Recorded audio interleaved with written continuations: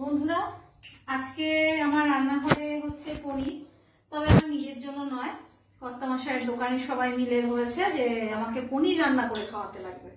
আজকে নিরামিষ, নাহলে তো চিকেনটাই আসতো।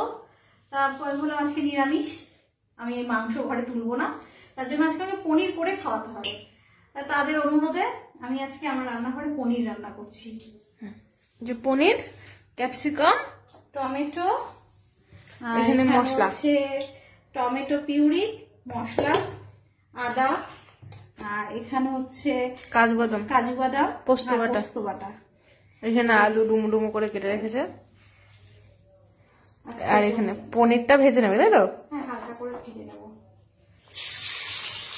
পনিরটা ভেজে নিচ্ছে। তাদের অনুরোধ তো ফেলতে পারি না, তার জন্য আজকে একটু তাদের করেই খাওয়াই। একটু পনির হাত পেতে চাই একজন, হালকা করে পনিরটা ভেজে নেব।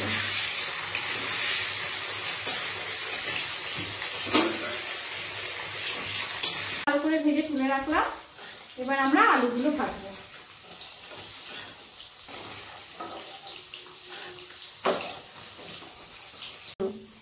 ফোড়নে হালকা এলাচ দিয়েছি আর একটু মৌরি দিলাম। এবার দিয়ে দেবো আলুটা, ডুমো ডুমো করে আলু কাটা আছে। আলুটা ভালো করে লাল করে ভেজে নেব।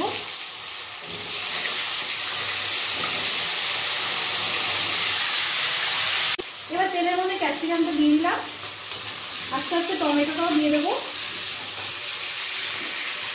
কিছুটা টমেটো আমি গ্রেভিতে দেবো, আর কিছুটা অল্প একটু শুকিয়ে দিলাম।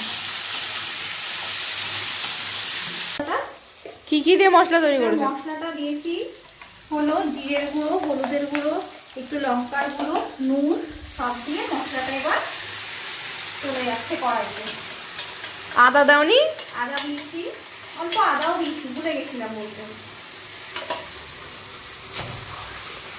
সবাই জানে সবাই মোটামুটি আদা না দিলে হবে না, একটু না দিলেও কোনো কিছু নেই, ঠিক আছে। এবার আমি কড়াইতে আস্তে আস্তে এই কড়াইশুঁটিগুলো দিয়ে দেবো। কড়াইশুঁটিটা তো পরে দিচ্ছ কেন মা? কড়াইশুঁটিটা পরে দিচ্ছি কারণ হচ্ছে তেলের মধ্যে যদি ভাজ দিতাম কড়াইশুঁটি চুপসে যেত, ঠিক মুখে ভালো লাগতো না। এটা দেখতেও ভালো লাগবে, সেদ্ধও হয়ে যাবে, মুখে পড়বে, ভালো লাগবে। আমার মশলাটা ভালো করে কষানো হয়ে গেছে। এবার আমি এতে কাজু আর পোস্ত বাটাও দেবো, যাতে এটার টেস্ট আরো বেড়ে যায়, তাতে আরো টেস্টটা বাড়বে, খেতে সুন্দর লাগবে, আর দেখতেও ভালো হয়। তারপর আমি আস্তে আস্তে পনিরগুলো দেবো, তা একটু কষিয়ে নিয়ে কাজু বাদাম আর এসে গন্ধটা চলে যাবে একটু কষানোতে।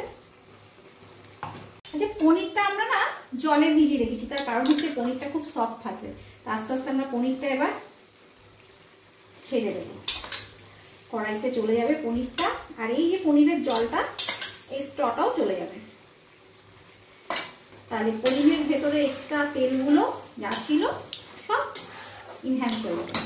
আলুটা ভালো করে সেদ্ধ হয়ে গেছে, আর নামানোর আগে একটু গরম মশলা আর কাসুরি মেথি দিয়ে নামিয়ে নিয়েছি।